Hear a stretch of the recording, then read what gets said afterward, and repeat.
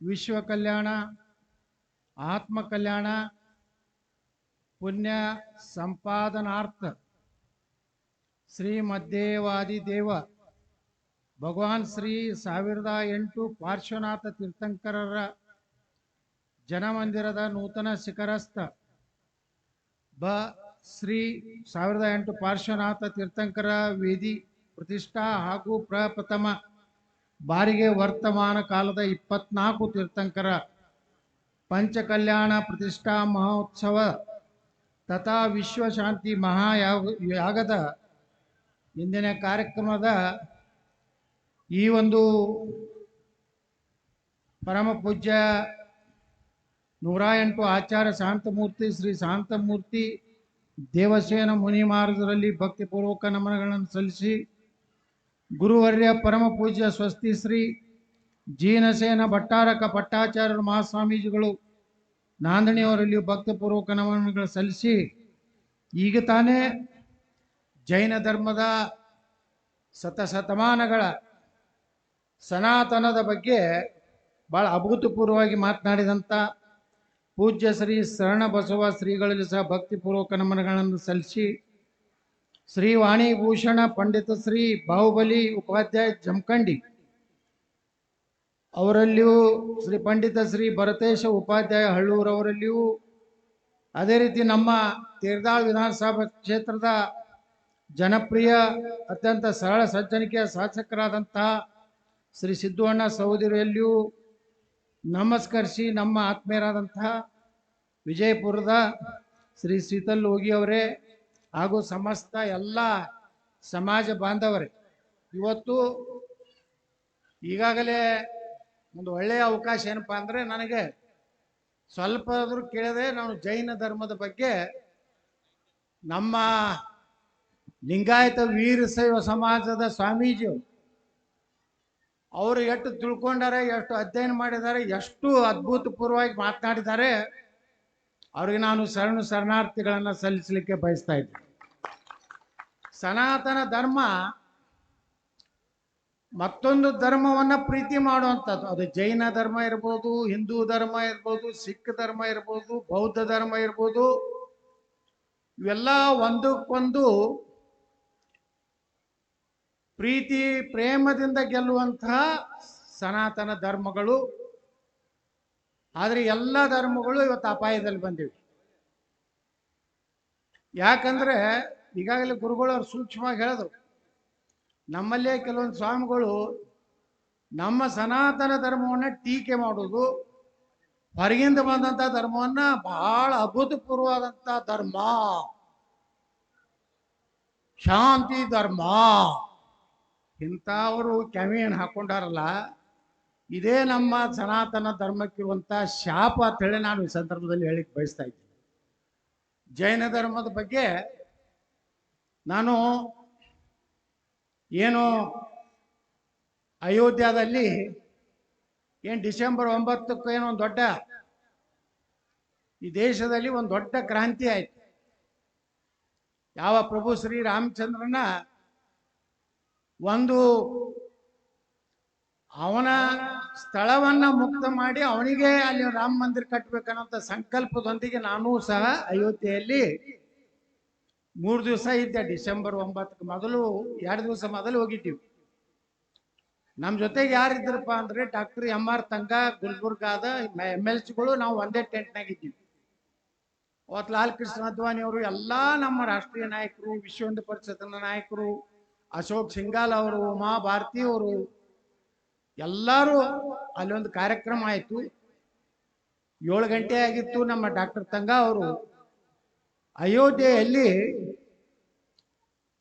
ಹೆಚ್ಚು ತೀರ್ಥಂಕರ ಇರುವಂತಹ ಒಂದು ಏನು ನಿಮ್ಮ ಇದರಲ್ಲಿ ಸ್ಥಾನಗಳದಾವು, ಅಲ್ಲೆಲ್ಲ ನಮ್ಮನ್ನು ಕರ್ಕೊಂಡು ಅಡ್ಡಾಡಿದ್ರು.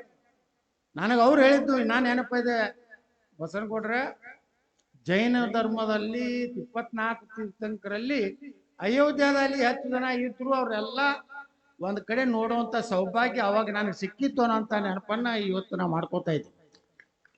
ಡಾಕ್ಟರ್ MR ತಂಗ ಅವ್ರು ನಮ್ಮ ಗುರುಗಳು, ಬಸವರಾಜ್ ಪಾಟೀಲ್ರು, ಸೇಡಮ್ ಅವರು ಏನೂ ಇಲ್ಲಾರ್ದಾಗ ಅವ್ರು MLC ಆಗ್ತಿದ್ರು. ಜೀರೋ ಇದ್ದಾಗ ಆ ಕಾಲದಲ್ಲಿ ನಾವು ಜೈನ ಧರ್ಮದ ತೀರ್ಥಂಕರ ದರ್ಶನ ತಗುವಂತ ಅವಕಾಶ ನನಗೆ ಸಿಕ್ಕಿತ್ತು. ಇವತ್ತು ನಮ್ಮ ಸನಾತನ ಧರ್ಮ ರಕ್ಷಣೆ ನೋಡ್ರಿ, ಜೈನ ಧರ್ಮದ ಗುರುಗಳು ಸಹಿತ ಜೈ ಶ್ರೀರಾಮ್ ಅಂತಾರೆ. ನಾವು ಅವರ ತೀರ್ಥಂಕರ ಇದಕ್ಕೆ ತಲೆಬಾಗಿ ನಮಸ್ಕಾರ ಮಾಡ್ತೀವಿ. ಯಾರು ಸನಾತನ ಧರ್ಮದ ಮುಂದೆ ತಲೆಬಾಗಿ ನಮಸ್ಕಾರ ಮಾಡೋದಲ್ಲ ಅವರ ನಮ್ಮ ದೇಶದವರಲ್ಲ. ಯಾವಾಗ ಮತ್ತೊಂದು ಧರ್ಮವನ್ನು ಯಾರು ಪ್ರೀತಿ ಮಾಡೋದಿಲ್ಲ, ಯಾರು ಮತ್ತೊಂದು ಧರ್ಮ ನಾಶ ಆಗ್ಬೇಕು, ನಂದೇ ಒಂದು ಧರ್ಮ ಉಳಿಬೇಕನ್ನೋಂತ ಕೆಟ್ಟ ಕೀಳರಿಮೆ ಇದೆಲ್ಲ, ಅದು ಧರ್ಮನೇ ಅಲ್ಲ. ಸನಾತನ ಧರ್ಮದಲ್ಲಿಯೂ ಯಾವ ಧರ್ಮವೂ ಸಹ ಕಾಲ ಕಾಲಕ್ಕೆ ಒಂದೊಂದು ಸಂದರ್ಭದಲ್ಲಿ ಅಶೋಕ ಚಕ್ರವರ್ತಿ ಬಗ್ಗೆ ಮಾತಾಡ್ತೀವಿ. ಕೊನೆಯ ಭಾರತದ ಸಾಮ್ರಾಟ ಚಂದ್ರಗುಪ್ತ ಮೌರ್ಯ ಕೊನೆಗೆ ತನ್ನ ಜೀವನಕ್ಕೆಲ್ಲ ಅಂತ್ಯ ಆಗುವಾಗ ಇಲ್ಲಿ ಬಂದು ಸಲ್ಲೇಖನ ಚಂದ್ರಗುಪ್ತ ಮೌರ್ಯ ಚಾಣಕ್ಯ ಅವರಿಬ್ರು ಈ ಭೂಮಿಯಿಂದ ನಡ್ಕೋತ ಹೋಗಿ ಶ್ರವಣ ಬೆಳಗೊಳದಲ್ಲಿ ತಮ್ಮ ಸಲ್ಲೇಖನವನ್ನ ತಗೊಂಡ್ರಂತ ಇತಿಹಾಸ ನಮಗ್ ಗೊತ್ತಿರ್ಲಿಲ್ಲ. ದುರಂತ ನೋಡ್ರಿ, ಚಂದ್ರಗುಪ್ತ ಮೌರ್ಯನಂತ ಒಬ್ಬ ಶ್ರೇಷ್ಠ ರಾಜ, ಚಾಣಕ್ಯನಂತ ಒಬ್ಬ, ಇವತ್ತು ಚಾಣಕ್ಯನ ನೀತಿ ಅಂತ ಹೇಳ್ತೀವಿ ನಾವು. ಯಾರು ಶಕುನಿ ನೀತಿಯನ್ನು ಯಾರು ಒಪ್ಪುವುದಿಲ್ಲ, ಚಾಣಕ್ಯನ ನೀತಿಯನ್ನು ಇಡೀ ಜಗತ್ತು ಒಪ್ತದೆ. ಒಳ್ಳೆಯ ಒಬ್ಬ ಅರ್ಥಶಾಸ್ತ್ರಜ್ಞ.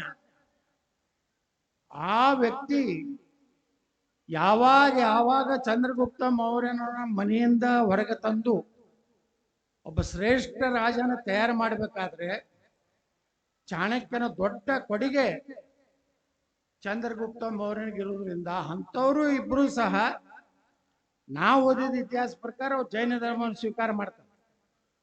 ಜೈನ ಧರ್ಮ ಸ್ವೀಕಾರ ಮಾಡಿ ಇಲ್ಲೇ ಇಲ್ಲೇಟು 40 ದಿವಸನ ಇಲ್ಲೇ 4 ತಿಂಗಳು ಭದ್ರಗಿರಿಯಲ್ಲಿ ಇದ್ದು ಮುಂದೆ ಹೋಗಿ ಸಲ್ಲೇಖನ ತಗೋತಾನ ಅಂತ ಇತಿಹಾಸ.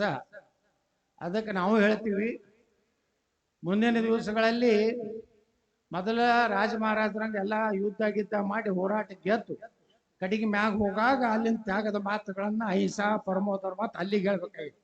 ಈಗ ಹೇಳಿಬಿಟ್ಟಿವ ಅಂದ್ರ ಜಗತ್ನಾಗ ಏನ್ ನಡೆದದ್ ನೀವು ನೋಡ್ತಾ ಇದ್ದೀವಿ.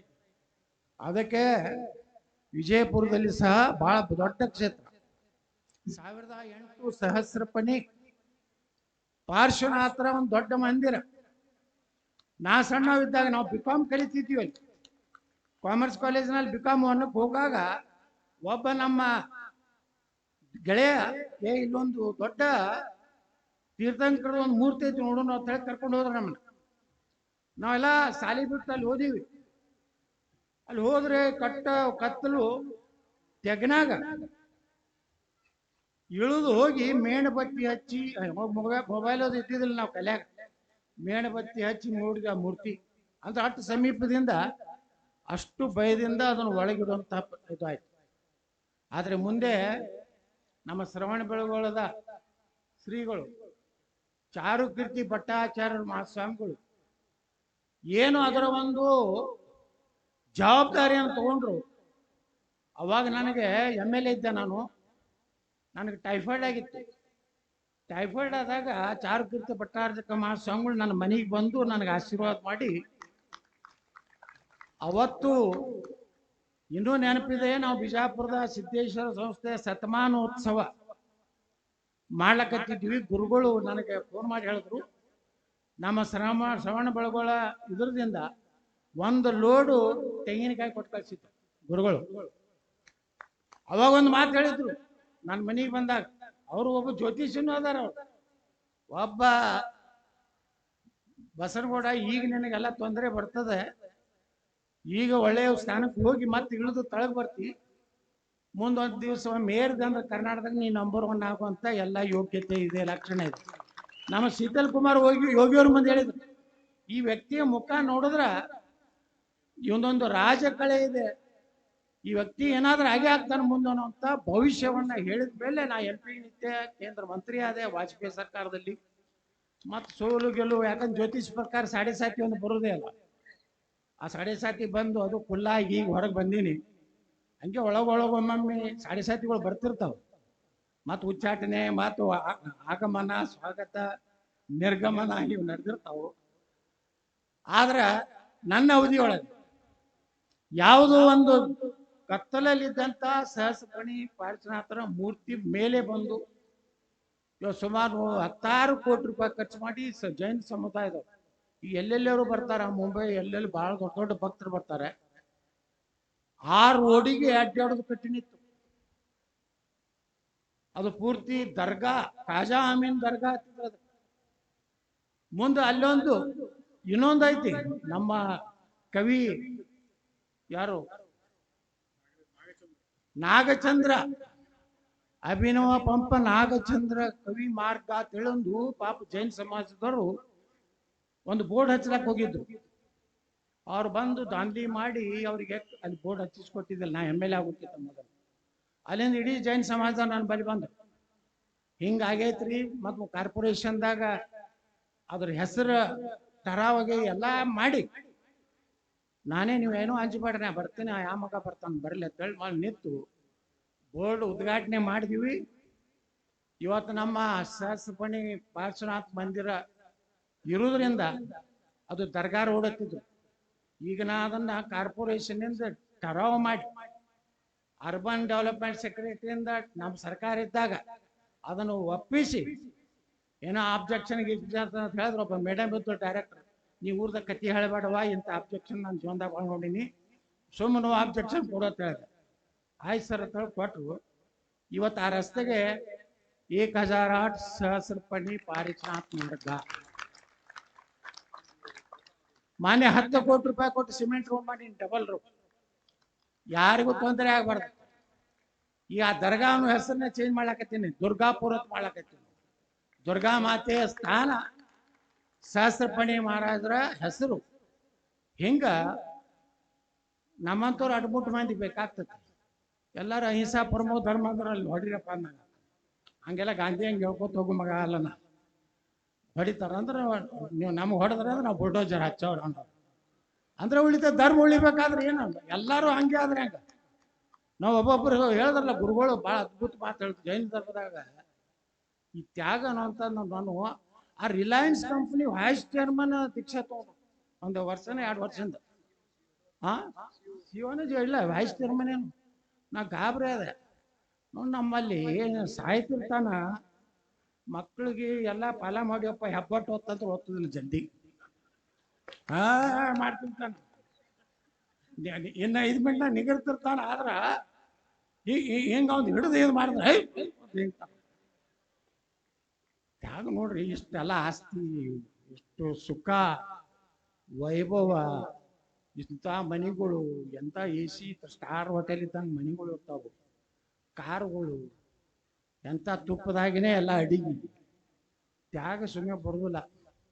ಅದು ಅವ್ರು ಹೇಳ್ದಂಗೆ ಗುರುಗಳು ಭಾಳ ಸತ್ಯ ಮಾತಾಡ. ಕೆಲವೊಂದು ವಿಚಾರಗಳಲ್ಲಿ ಮತಭೇದ ಇರ್ಬೋದು.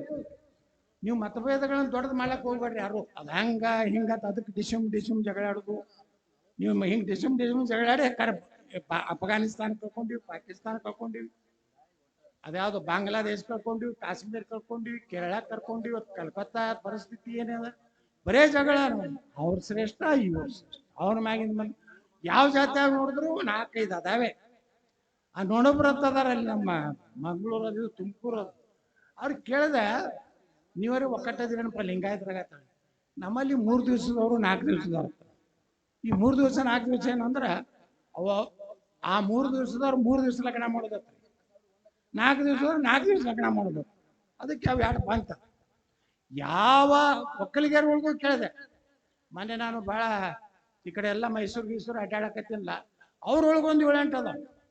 ಇವೆಲ್ಲ ಮನಸ್ತಾಪಗಳನ್ನು ಬಿಟ್ಟು ನಾವು ಈ ನಮ್ಮ ಸನಾತನ ಧರ್ಮದ ಸಲುವಾಗಿ ನಾವೊಮ್ಮೆ ಏನಾಗಿ ಮಾತಾಡ್ಕೋತ ಬಂದಿವಿ ಲೀಡರ್ಗಳು.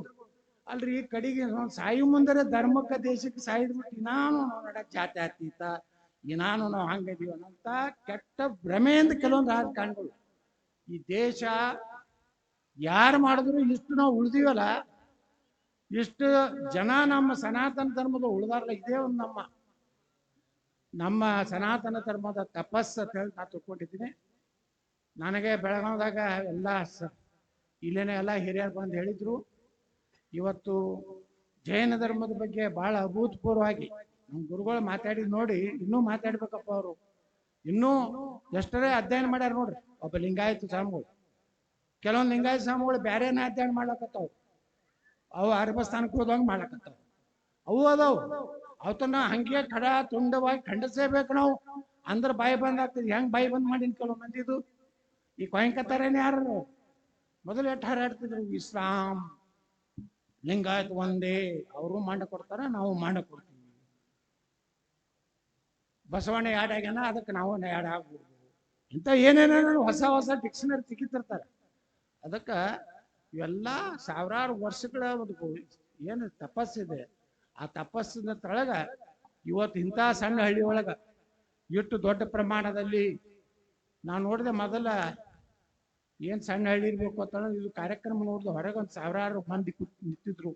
ಇಷ್ಟೆಲ್ಲ ಸೇರಿದ್ರಲ್ಲ. ನಾವು ನಿಮ್ಮ ಈ ಒಂದು ನೋಡಿ, ನಾನು ಬೆಳಗಾವದಾಗ ಜಗಳ ಆಯ್ತು ನನಗೆ ಜಮೀರ್ ಅಹಮದ್ ಖಾನಗ. ಎದಕ್ ಜಗಳ ಆಯ್ತು ಗೊತ್ತಂದ್ರೆ, ಅಲ್ಪಸಂಖ್ಯಾತ ಇಲಾಖೆ ಏನೊಂದು ಸರ್ಕ್ಯುಲರ್ ತೆಗೆದಿದ್ದಾರಂದ್ರ, 100 ರೂಪಾಯಿ ಅಲ್ಪಸಂಖ್ಯಾತ ಇಲಾಖೆ ಒಳಗದ್ರೆ 80 ರೂಪಾಯಿ ಅವನ ಜಾತಿಗೆ, 10% ಕ್ರಿಶ್ಚಿಯನ್ರಿಗೆ, 10% ಜೈನ, ಸಿಕ್ಕ, ಪಾರ್ಸಿ ಅವ್ರಿಗೆ 10%. ಅಸೆಂಬ್ಲಿ ಜಗಳ ಚಾಲು ಆಯ್ತು. ಅವನಿಗೆ ನಮಗ ಅಂತಂದ, ನಾನು ಅಂತಂದ. ಇವೆಲ್ಲ ನಾಟಕ ನಡೀದಿಲ್ಲ. ಆ ಸರ್ಕ್ಯುಲರ್ ಏನ್ ತಗೋತಿಲ್ಲ, ತೆಗಿಲಾಗ ನೀನು ಬಿಡುದಿಲ್ಲ ತಂದ. ಇಲ್ಲ ಸಾಹೇಬ್, ನೀವು ನಾನು ಚೇಂಬರ್ಗೆ ಬರ್ರಿ ಅಂತ ಹೇಳಿ ಬಿಡ್ಲೇ ಇಲ್ಲ. ಚೇಂಬರ್ ಕರ್ಕೊಂಡು ಹೋಗಿ ನಾ ಹೇಳ್ದೆ, ಯಾರು ಮೈನಾರಿಟಿ ಅಂತ ನೀವು ಕರೀತೀವಿ, ಮೊದಲೇ ಅರ್ಜಿ ಯಾವ್ದಾರ ಜಾತಿ ಬರಲ್ಲ, ಅದನ್ನ ಕೊಡ್ಬೇಕು. ಇದ್ರಾಗ ಯಾಕೆ ನೀವು ಡಿವೈಡ್ ಮಾಡ್ಯಾಕ? ಅಲ್ಲಿ ಯಾರಪ್ಪ ಸೆಕ್ರೆಟ್ರಿ ಅಂದ್ರೆ ಜೈನ್, ಅದ್ರ ಸೆಕ್ರೆಟ್ರಿ ನಮ್ಮ IAS ಅಧಿಕಾರಿ.